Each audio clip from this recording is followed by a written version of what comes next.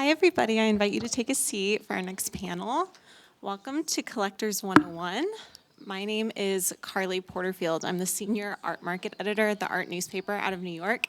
And today we're going to talk a little bit on how to get a collection started. And I guess, do y'all just want to start by one introducing yourselves, where you come from, what your role in the art world is? Sure, I'll start. I'm Brooke Hodge. I'm an independent curator and writer based in Palm Springs. And I've lived in the lower desert for about almost 10 years now. And before that, I worked for many years in museums in LA at the Hammer and at MoCA, and in New York at the Cooper Hewitt and Palm Springs Art Museum. And I engage with collectors pretty often, mostly in the Palm Springs area and in different ways throughout the year. I'm Sonja Moro. I'm with the Art Advisory Group at Bank of America. We do buy-side and sell-side advisory, as well as advice around planning for collections and art lending. And prior to my role at the bank, I was a 20th and 21st century fine art specialist by training and trade. I was with an auction house for 5 years and with a boutique appraisal firm for 12. Hi, my name is Lindsey Herron. I am the founder of a boutique art advisory based in Orange County called Herron House.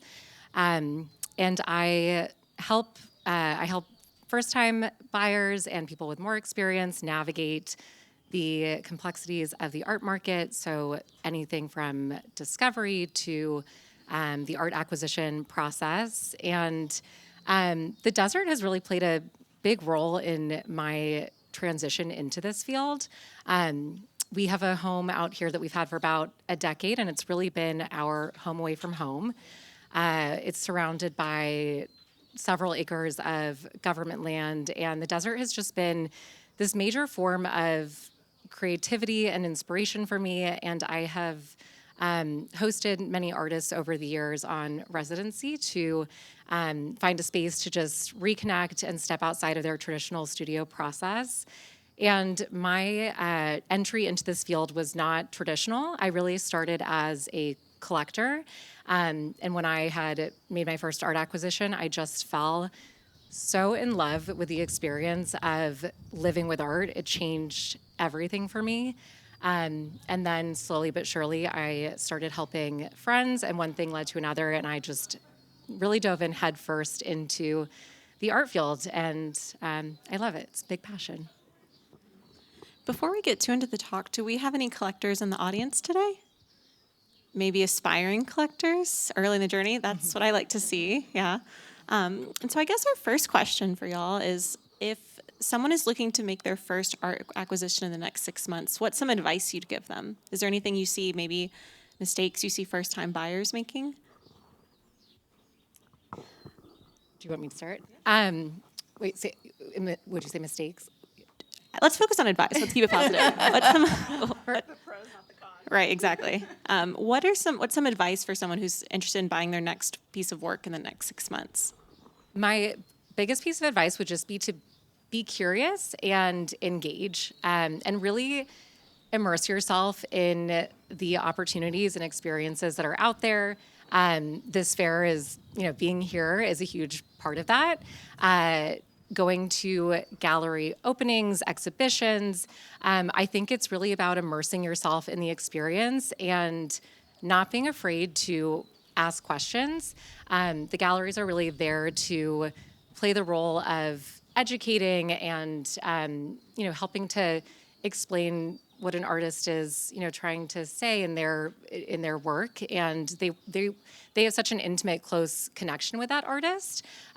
So I would say it's just getting out there and starting with that feeling that you might have when you're experiencing work and not being afraid to ask the questions.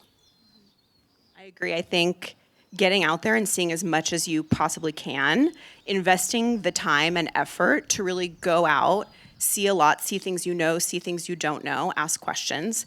And then the other thing I really like to tell people who are just starting out is pick a price point at which and below you don't care if you ever see a penny of that money ever again. You're investing in the experience, you're investing in the artist, you're investing in the gallery, but you're also investing in your experience and getting experience, buying art, getting out in the world, talking to people, honing your sense of what you love, like what makes your what catches your interest, what draws you in, what do you want to see every day. And if you stick at that price point and below, you can't make a mistake, because you're going to buy something you love, you're not going to overthink it, and then it'll really rip the Band-Aid off and get you into the habit of doing these things and talking to people and getting more engaged. I would echo what Sonja and Lindsey said about immersing yourself and seeing as much as possible. And I know sometimes with people that are just beginning a collection or wanting to acquire an artwork for the first time, it can be intimidating to, say, walk into a gallery and talk to the gallerist, because often you're confronted just by somebody sitting behind a desk that doesn't really acknowledge you. But I would say there are other ways to get involved too. So if there's a museum in your area or an arts organization, join that organization, go to events there, meet other people that are interested in collecting, have a friend that you can go to galleries with, and go to as many gallery shows as possible, see as much work as possible, go to the openings, try to engage with the artists. And there are also a lot of art advisors like Lindsey out there. And so you can always ask somebody who's an art advisor to give you advice on what artists would they recommend. And I do think for the first work that most people get, and in some ways a lot of people base their collections on their emotional response to a work. Maybe it reminds them of a trip they took or a place they love, or it's a medium that they're really interested in, or the subject is really interesting to them. So I would say it's hard to put a timeline on, I want to start a collection in 6 months, but it's great to have that idea and to spend those 6 months just looking at as many things as possible, and then you'll know the minute that you engage with something that you really want to have that piece because you responded to it so passionately, and it might be the start of a collection. And, Lindsey, I had a follow-up question for you I should have thought to ask earlier in the talk, is that for people who may not be so familiar with the art world, and the idea of an art advisor is not something that a lot of industries have. Can you give just, a layman's explanation of what your role is with collectors? Yes. So my role is really to be the guide. I see my role as really getting to know, I get to know my clients on a very personal level. And sometimes they're like, why are you asking me these questions? But I like to know what's important to someone in their heritage, where they grew up, places they love to travel, because it all kind of plays this little element of like drawing connection to art. Because I think a theme that you'll see that we'll speak about, and which has taken place this weekend, is that art is really about connection and this universal human experience. So just to give you an example, there was a client I was working with, and they shared that they spent summers growing up in Lake Michigan, and it was a huge part of their just happy memories. And there was a piece we were looking for their entryway, and I had shared this abstract work with them in context about the artist, and they really loved the piece. But something I knew about the piece was that this artist, his work is really rooted in environmentalism and this quandary about how humans are so intertwined and connected to nature, yet hopelessly destructive. And he's a big philanthropist. But every single artwork, he paints layers and layers of acrylic and watercolor on Italian linen, and then he takes the piece and he drags it through Lake Michigan or the Pacific Ocean from the back of his boat. So those are the things that like get me really excited, is just sort of understanding what makes someone tick, what their interests are. Another client, she was like, I don't know anything about art, but fashion was what really lit her up. She was a former model. She knew everything about various forms of fashion, and it really inspired some of the sourcing, because there was, an artist who initially worked in fashion design, and his pieces were undulated and kind of sculpted on site, and there was sort of this thread that someone could connect to. So I think it's art. Art is such a personal and subjective experience, and my role is helping people feel that connection. But then the other really important piece is understanding the value of what you're purchasing, because it can feel really overwhelming to walk into a space and, you ask how much a piece of art is. And this is an experience that happened to me. I was on vacation in wine country. I walked into a gallery and I was like, oh, this is really beautiful artwork. They're like, well, it's $40,000, but today it's 50% off, which is not common standard practice. So that's Never like, heard of that. ding, ding, ding, red flag. But I was just so, I felt like how can you possibly understand the value of what you're purchasing? And so that's a big piece of what I do as well. So there's so much time spent rooted in research and looking at where an artist is in their career. What is the reputation of the gallery that they are showing with? What is the demand for that artist? Are they selling through, or selling out their shows? Are they showing up at art fairs? Have they been acquired by any, do they exist in any museum collections? So there's a lot that goes into the mix, and my role covers all of those pieces: artist discovery, connection, understanding, the artist and where they are in their career. Thank you. One thing that I thought was so interesting that you all touched on in your answers is the importance of sort of the experience. It's kind of different than maybe buying anything else. Is that it's not you're not just buying something to put on your wall. It's about the experiences and the relationships. I wanted to see if you could talk a little bit about the importance of building relationships with gallerists and artists, and how, if you have any advice for people on how to do that. There are a lot of unspoken rules in the industry that are not as intimidating as they seem, but it can be a little hard to navigate that. Can you tell us a little bit about that? I think with artists, it's really important, if you make a studio visit to an artist, to go back more than once to see how their work is changing, excuse me, how it's evolving, how it's growing. And that's the way to develop a relationship with them. You might go the first time with a group, and then you might contact the artist later to go back again by yourself or with a friend. And then you can really develop a relationship with the artist. And a lot of artists up here don't necessarily have gallery representation, and so they will sell work directly out of their studios. And that is a great way to start a collection too, and also to support the artist. And other artists do work with galleries, and usually if you go on a studio visit, the artist will be pretty clear, or the person that's leading that visit to the studio will be pretty clear about whether the work can be acquired directly from the studio or if the artist has a gallery. And if the artist has a gallery, the gallery is providing all of this infrastructure for the artist. They're doing publicity, they're hosting exhibitions of the artist's work, they're actively cultivating their client base to promote the artist's work to them, and they take a percentage of the price of the work, but the rest goes to the artist. So I think it also is important to develop a relationship with the gallery, and once you do that, the galleries are very generous about offering discounts to repeat buyers. And it's important to know the distinction between the primary market and the secondary market. So the galleries that work directly with the artist, that help support the artist and their practice, they have first dibs on the artist's work for their shows and in their inventory. And then other galleries may acquire work from people that are selling pieces from their collection to maybe buy more expensive pieces or larger pieces, or if they're downsizing.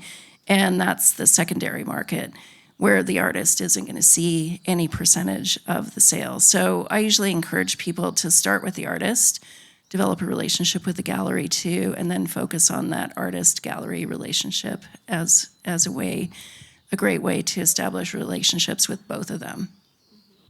Yeah, I think, and kind of just to build on what you said a little bit, I think part of the goal of going out and seeing a lot and investing time in educating your eye is to start building those relationships. And that's how you get connected to artists, for example, through museum groups or through gallerists or through your network, to go to a studio visit. And also the galleries. And I think, we all only have so much time and so much energy in a day. So part of this is then to start to kind of narrow it down into your kind of chosen community and chosen art world, so to speak. And when you have those galleries whose programs you really vibe with, invest your time, chat with them. Trust me, this is all of our favorite thing to talk about. Don't be shy to ask a question and start up a conversation with them.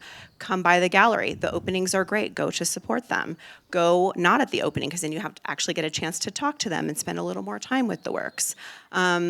And then even with auction houses, for example, if you are drawn to more historic work, sometimes the secondary market is the best place to acquire. And it's true that that's not going to be supporting an artist directly. But if that's kind of, your chosen area or interest, then there are secondary market galleries that have more historic work that are selling resale works in a gallery setting. And also the auction houses. And if you kind of narrow in, I love design, I love, surrealist works on paper, there's going to be someone at the auction house who is that specialist and who is going to be incredibly knowledgeable. The one thing about the auction houses and the secondary market is that they see so much work, so much property, that they're going to have a lot of expertise to share with you. And the previews for auctions are open to the public, just like a gallery. You can go in, walk in, and take a look and see. So all of those kind of segments of the market have, folks with a lot of great information to share and that are great to cultivate relationships with to help build your collection. I think you both covered it really well, but I'll just put an emphasis on that it's really a relationship-driven industry, and that's what makes it really special.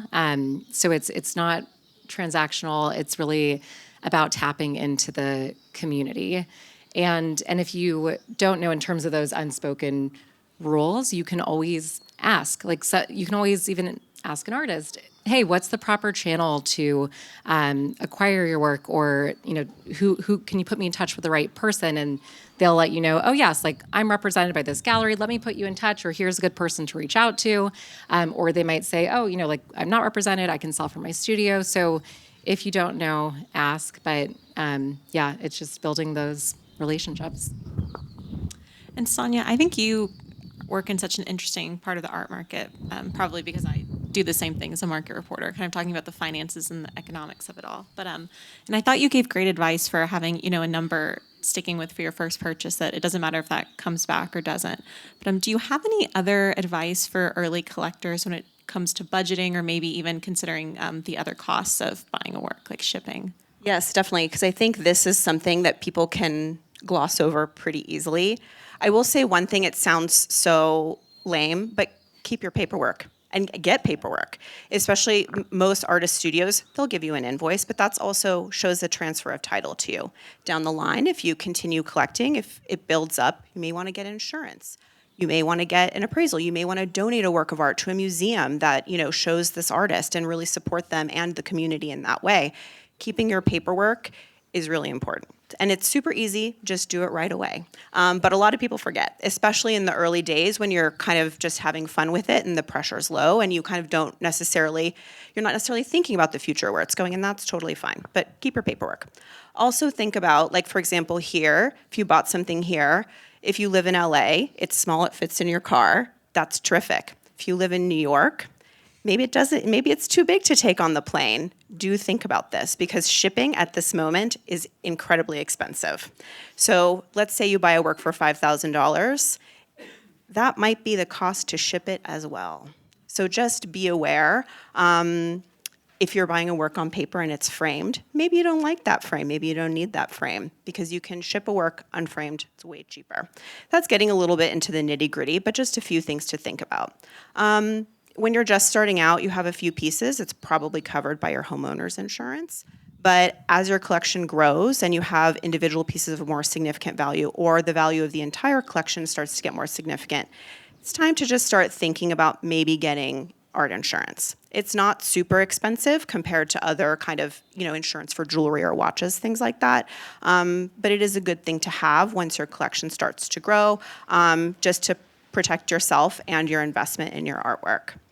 And I think in terms of budget, usually when I'm working with clients, in the early days, I do really like to tell them, let's have some fun. Let's get out there and experience it. Let's start to get our feet wet. Let's do this at a price point where this is not a financial investment.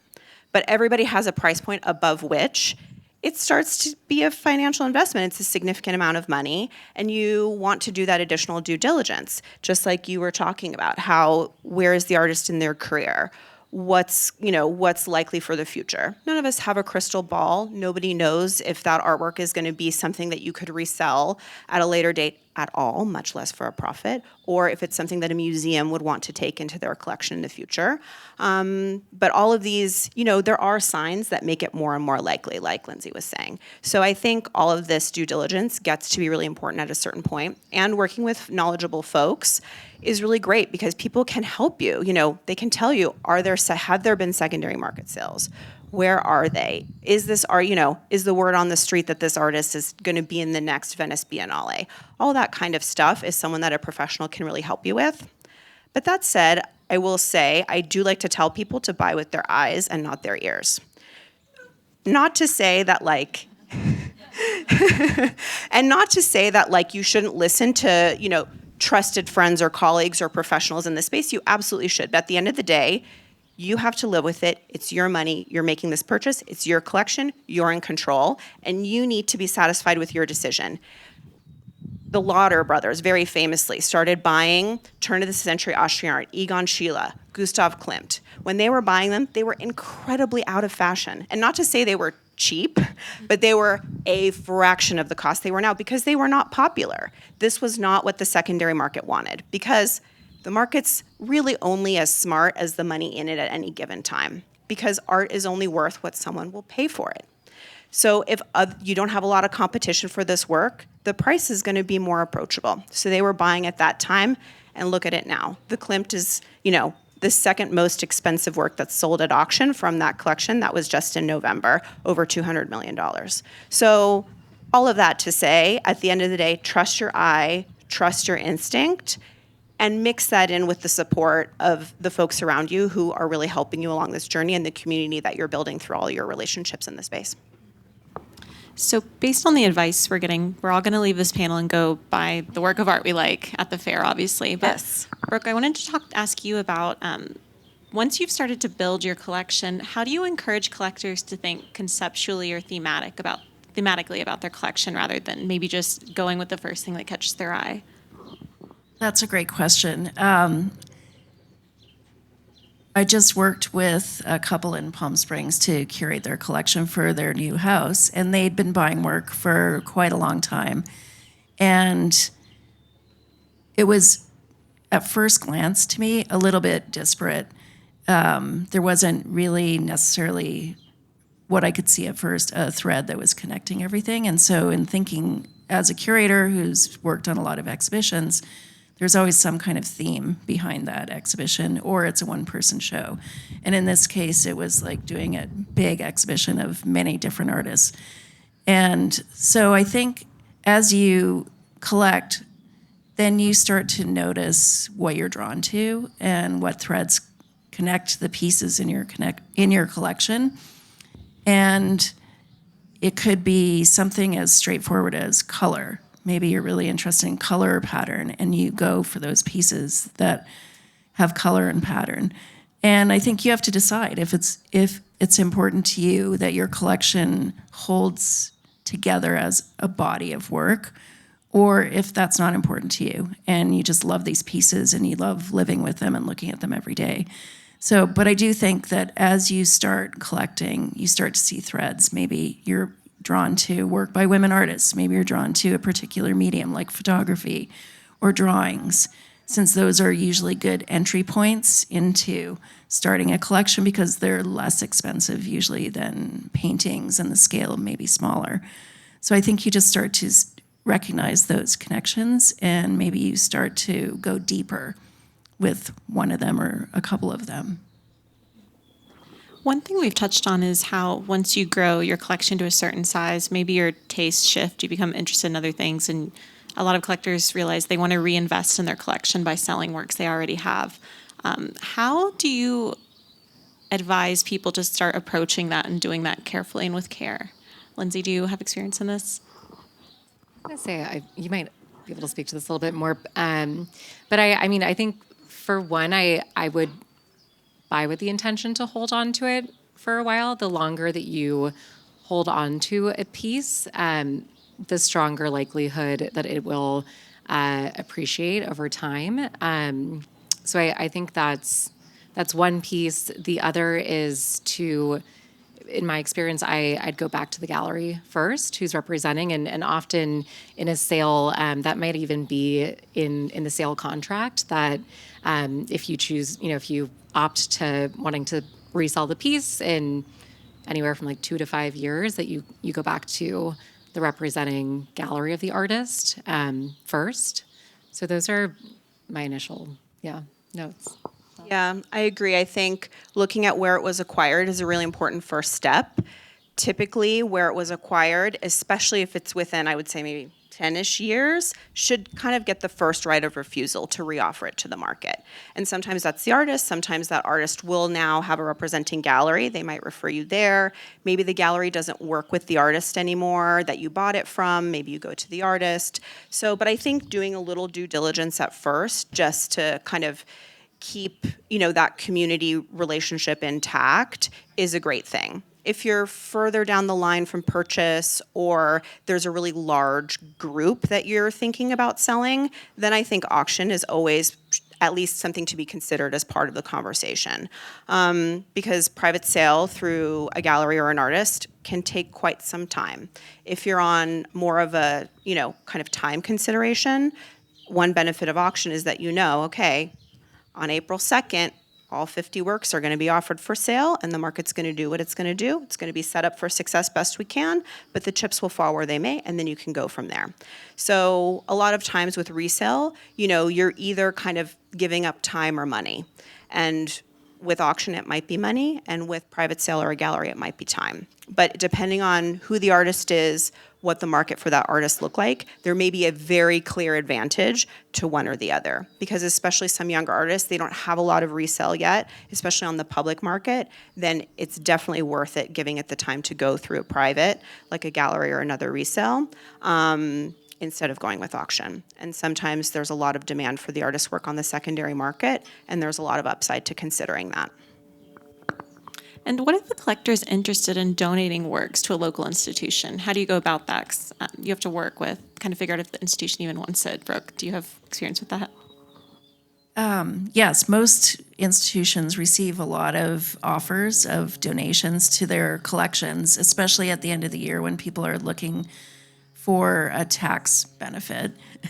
and it can be tricky. And I would say, if you know that the work that you're interested in donating to the museum fits with that museum's collection or within their collecting interests, then it can be a no-brainer. Or if you have a relationship with a curator at that institution, then they can advise you on whether it's something the museum might be interested in.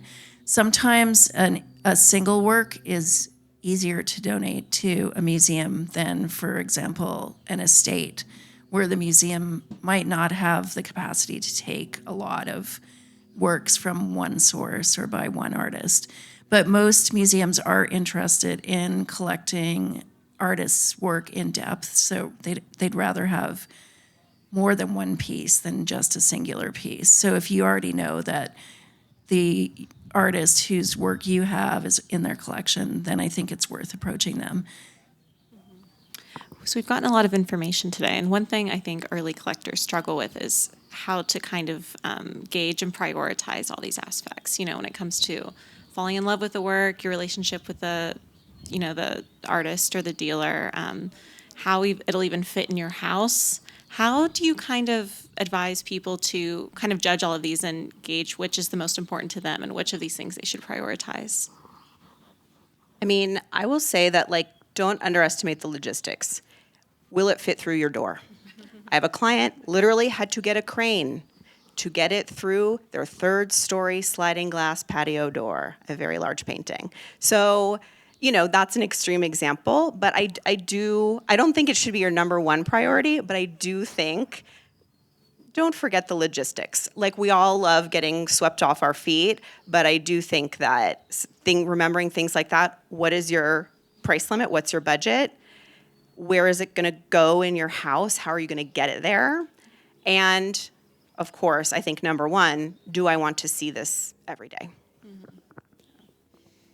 I would say I feel like all of the things are important, but there's sort of an order of operations in terms of that importance. So, you're going to live with the art at the end of the day. So I think that first piece is there a connection? Is there an emotive response? But it doesn't have to be big. Like, you don't have to have this like huge moving feeling. Like, you could be looking at a painting and the color red in this painting reminds you of when you were 5 years old and you had this red bike and you rode it, and it just like evokes this sort of happy memory. Or it could be related to, your heritage or your family background. I have a client in Orange County who has lived in California for many years, but he's from Australia, and he's really interested in exploring work by Australian artists and First Nation artists, and that's something we're weaving into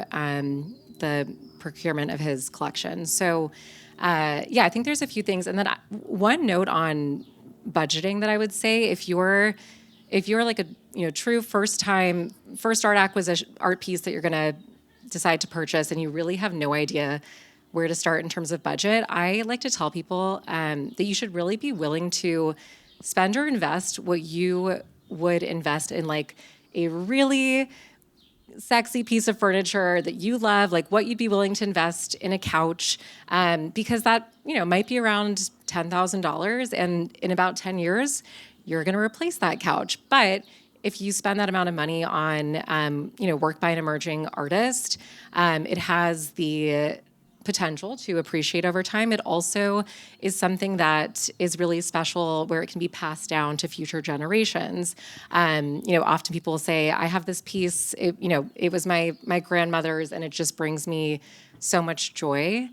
And then there's also, you can really kind of dive into the neuroscience behind color and art. And I remember learning this statistic that color, if you have color on your walls in an art piece, it actually can light up the pleasure circuit in your brain that's associated back to, the early days in our biology of like eating berries and seeing sweet berries, and the association with something sweet to eat lights up that pleasure circuit in your mind, and color on your walls in the format of art can do the same thing.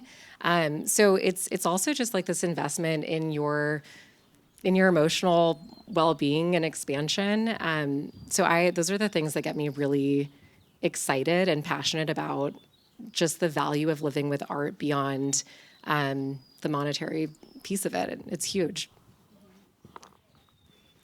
I would just say, from my own personal experience of starting to buy work, the gut instinct thing, it was the most important, and what I really responded to for various reasons. And looking at things within, a much lower price point. But I also feel like if you really love something, then you can figure out a way to make it work. And a lot of galleries will work with you on paying in installments. Sometimes artists might work with you that way too. Sometimes you could offer a trade for a service that you're really good at that the artist might need. That's really helpful. And I just wanted to go back to the paperwork, because I do think that's really important. And sometimes when you visit artists in their studio, they're not really set up to do that. But you can ask for it, and if they don't do it, then you can also offer to give them something that they could sign with, saying that you acquired this work from their studio, just so that you have something. Because I do think those records are really important, and they're going to be important for the life of the artwork. And if it ever gets borrowed for a museum exhibition or another exhibition, then that's going to be important too, where it came from. We've talked a lot about the importance of research and understanding the art and the work that you're buying in the galleries. Do you have any places or resources that you recommend people dive into in the beginning of their art collecting journey? I mean, something really simple is just signing up for some like free art newsletters, like the art newspaper. There's incredible information out there, comes free into your inbox every day. And if you like reading it, subscribe. It's really great. There's other ones. There's Breakfast by Art News. It's sort of a little summary of like the top 5 stories of the day with links you can click. And that's just like a super easy way to keep track of like what people are talking about, what's going on. I love the app Seesaw, Seesaw. It has like all the gallery shows in a neighborhood. You can like even like make a little walking itinerary for yourself. They have, I think, 5 cities now. I might be overstating it. A few cities. They're really, it's really terrific. The entire art world uses it that I know of. And there's just some tools to like help get you started with that research. And then if you start finding yourself really interested in something in particular, then you can kind of drill down a little bit more. You can, get a terrific book like, Ninth Street Women that everybody read a few years ago about all the female abstract expressionist artists post-World War II New York. Or, Boom, which is a terrific book about actually the mechanics of the art market and kind of set around a recent boom time in the market. So there's lots out there. There's a terrific podcast by an art advisor called Megan Fox Kelly that's called Reading the Art World. She interviews an author of a new art book every month. The art newspaper has a terrific podcast as well if you prefer podcasting to, email newsletters. But there's a lot of free or very inexpensive resources that are available. And your, friends and galleries and folks will be very thrilled to make recommendations. There's also a free magazine in LA, the Contemporary Art Review LA, that you can pick up at a lot of galleries and other art-related places, and that will give you a lot of listings. You can ask the galleries that you visit if they have a bibliography for the artist, or often you can find that on the gallery's website. So if you've been to a gallery and you liked something that you saw, then you can dive deeper through their website. And if you live in a place where there's an art school or a university with an art program, go to the open studios, because that's a great way to discover artists and work that you might be interested in. Thank you, and thank you for the shout out, Sonja. I promise we did not plan that. And I want to leave plenty of time for questions. Does anyone have anything they'd love to ask our lovely panel? Please don't be shy. This is your first test of don't be shy asking questions. I think we have someone back here in the beautiful hat that we've...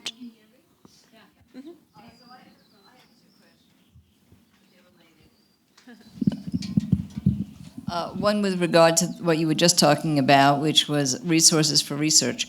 There's a lot of online appraisers, and I'm not sure that they have the real ability to appraise. And they do it in a very inexpensive way, $45 per work, or you can have 72 hours worth of questions that you ask. Depends on the app and depends on what it is. So I'd like your reaction on that. And I'm at the divesting stage so that I can reinvest. And I'm from New York. So the kinds of things that I've been able to sell very well in New York are not of interest here, because they're European oils, and they're good pieces, but they're not, the light is different, the aesthetic is different. So I don't know about, and I'm used to auction houses. So I've not found one here, even in LA, that focuses on that, and maybe you know one specifically.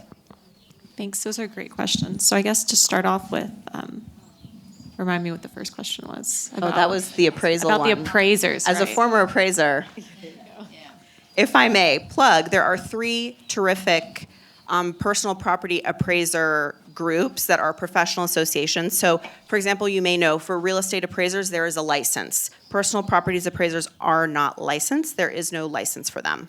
So, a great way to find ones that are reputable are to go on the websites for the 3 professional organizations that are really promoting high standards in the industry, because there's a lot of shysters out there who will tell you anything you want to hear, and some even charge a percentage of the appraised value. No, never. But so they're the International Society of Appraisers, the ISA, the American Appraisers Association, the AAA, and the American Society of Appraisers, the ASA. I know that's a lot of word salad. feel free to contact me after this if you'd like more information. But also the regionality of the art market, I am happy to speak to that a little bit. I think that's a really important point that we haven't touched on because it's a really important thing. Part of your community is being part of the region where you live. There's going to be regional artists and artworks that do really well in a certain region, the Southwest, LA, the Northeast, Europe, etc., that may have a huge reputation locally. There's lots of LA artists like this, but really don't have much of a market or a resale market outside of that community. Sometimes it may be worth finding an auction house in the region you are that does have some specialty. Like, for example, Bonham's is probably the one that I would recommend in Southern California. They do have a department of 19th century European painting, and they could sell it in LA or in New York. But sometimes it's also worth bringing your work to where the resale market is. So if the piece is worth enough, it might be worth shipping it to London or Paris for resale. Also, if the vendor who you're working with to sell it may cover some of those costs, and that's something you can negotiate as part of the deal. And that's something that, folks like us can help you with and provide you advice on as well.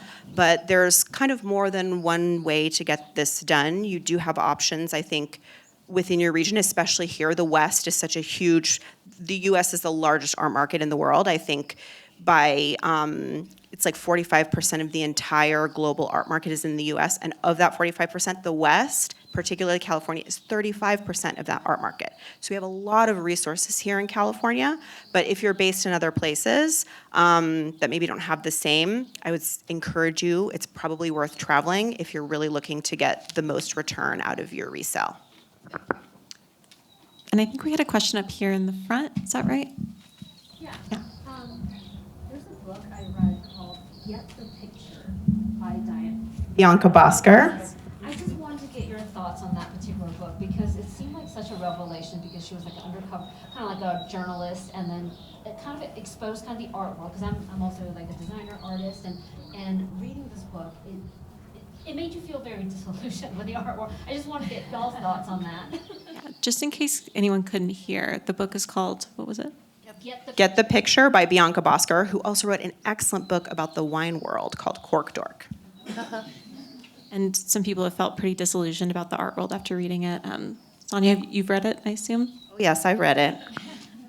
I would say my favorite part of that book is when she goes to work for the artist Julie Curtis in the artist studio. I thought that was really interesting because I think like all of us here, and I'm assuming like a lot of you all, it's super interesting to see an artist process and get a window into how they work. And that's like, just again, like what an incredible privilege to be a part of this world, to like be close to creative people, see how they do what they do every day. Creative work is still work, and it's really interesting to see people's disciplined and principled processes to get to that finished product that we then get to enjoy in a gallery or in a museum.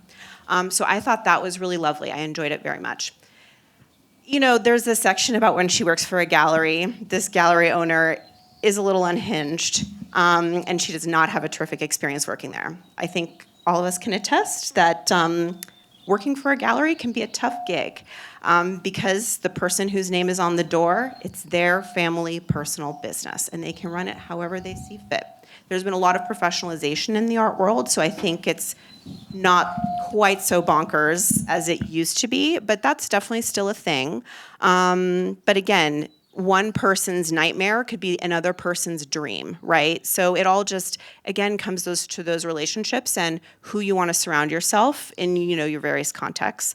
And then the last part is when she's kind of doing an art fair, like she's an art journalist and going to an art fair. And that was kind of a nice thing for me in that book because I've spent 20 years in the industry now, and I kind of forget that people don't always know what I'm talking about when I talk about art.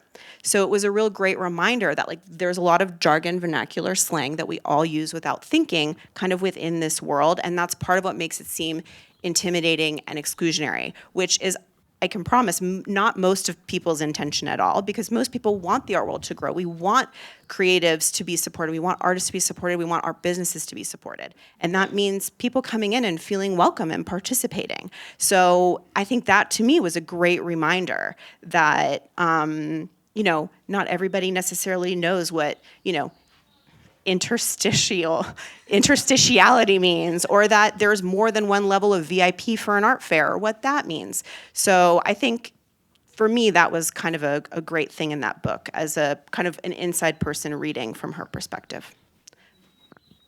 And if anything, we need the art world to grow more. So do we have any, 1000%. do we have any other questions? Right here. Do you have any favorite? No, now it's not working. No, it's okay. Do you have any favorite art fairs that you go to find artists? High Desert Art Fair. The High Yeah, Desert I second Art Fair. that. Like Quinta or Beverly Hills or I don't know what else. The question was if we have any favorite art fairs to go to buy art. I mean, for me, I love going to art fairs to look at the art too, and to sort of see what's out there and what the artists are doing and what the galleries are showing. Maybe to like have the opportunity to say hello to a gallerist. But I think this art fair is one of the most accessible art fairs I've been to. The price points are great. The work is of a high level, and there's kind of something for everyone. And I want to give a shout out to Allison Thorpe, who's our Yes. microphone handler right now. And she really did a lot to make the High Desert Art Fair what it is this weekend. And so thank you for all of that. Yeah, and I wasn't being facetious. I really do think this is a terrific place to see and discover artists. And very high quality. I'll also give a shout out to Felix in LA because it's not very far. It's a similar format in a hotel, similar kind of price point represented, and similar kind of quality. A few more galleries, but kind of a similar vibe. Really fun, very accessible, and just a great way to get acquainted with yourselves. Get yourselves acquainted with what's out there, what's going on, what people are talking about. And for people who don't have a lot of experience with art fairs, something like Felix or this art fair or the old Gramercy Hotel art fair that was also in a hotel in New York, a lot of the exhibitors are smaller galleries or cultural organizations. And so the work is probably more accessible than at a big art fair. That's your opportunity to see a lot of work by a lot of well-known artists and less work by emerging artists. So it depends what you're interested in. But if you're interested in emerging artists, something like this is definitely a place to start looking for work for a collection or building a collection. I would just say Nada is a good one too. It's new art dealers, and that's coming up in May alongside some, there's various fairs taking place. So if you want to travel and make a vacation out of one of those too, that's a great motive in New York, but then it also takes place in Miami during Art Basel. So sometimes there will be like with Felix takes place when Freeze happens in Los Angeles. So you can go to various fairs at a variety of levels in the market, and that can be interesting as well, just to become familiar with, okay, here's what the new galleries are showing, here's what the established galleries are showing, and to understand that range and value and price point. Do we have any more? Yes, please. Buying art at like Art Basel and like Freeze in New York, like is just the markup there just outrageous? Like, or is it like that's just where it goes because these are established artists and therefore that's what it costs? So the question was, when the prices you see at fairs like Art Basel and Freeze, why is the market so high? Is that like an overpriced place to purchase art, or is it better to, or is it that is just where you should buy if you want those developed art? Yeah, the question is if it's overpriced or if that's just kind of where the market is. That's a great question. I think the beauty of fairs like Freeze and Art Basel are that you get to see so much art in one place. And I mean, I don't think that they're marking things up for those fairs. I think it's the nature of the galleries already, and they know what the price points of the artists they represent are. And so I think their pricing is their pricing. I don't think that there's a markup for it being shown at Freeze, but I think it's the opportunity for all the visitors to the art fairs to see all of that work in one place and really get a taste of like the whole contemporary art world, for example. And I would also say there's a lot of thought and planning and strategy that goes into the price of artwork that, takes place between the gallery and the artist. So there shouldn't be a markup. And that's where like the experience I shared in Napa about it's 40, but today it's 50% off. Those are just red flags all around. But I also feel like I go to the fairs for discovery. I don't typically advise to clients say, hey, let's go with the intention of buying on the spot. It can be really overwhelming. And I think it's better to sit with something and earmark artists that you're interested in exploring for acquisition, because those artists will continue to release paintings and have shows. So I think it's great for people to go and discover and earmark and then follow along, watch that artist, learn about them, pay attention to what they're doing, and then thoughtfully make the acquisition. I think we have one in the back here. Voice is going. You talked about the relationships that you have with your clients, the galleries, the artists, the studios. How do you like to be approached by artists in order to get known, for that artist to be known to you? And then how do you discern through the plethora of people that are out there trying to hit you up, whether or not to focus on spending time with them? So sort of how artists can approach people and kind of stand out from the pack. Representing, people that are looking for things, but you've got to know what that is to present to them, right? I think that as an artist, like the easier you can make it for the person you're communicating with to explore your work. So having, a strong website and having, sending high res images of the work and, strong POV on what you're doing, because there's so much that we're looking at and exploring. And, when you have to really work hard to navigate, okay, how do I distill this information or understand the pricing, the size of the pieces? I feel like the more clear you can be in your messaging and communication and where someone can look and learn about your work, the better.